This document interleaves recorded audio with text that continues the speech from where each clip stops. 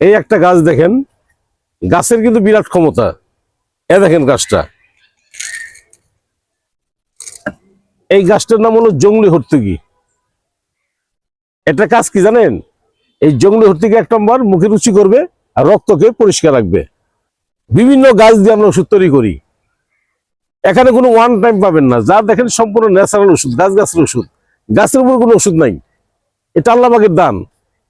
কারণ আমি সিটার, আমি বাটপার, আমি টাউট, আল্লাহর গাছ আপনাকে ফাঁকি দিবে না।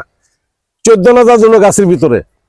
দাদু ভাই, যারা যৌন সমস্যা ভুগতেছেন বহুদিন থেকে, যে ভাই আমি অনেক ওষুধ খাইছি, এই খাই এই ভালো, কিন্তু আমার কাজ হয় না, আসবেন জামালপুর, ইনশাল্লাহ 100% গ্যারান্টি।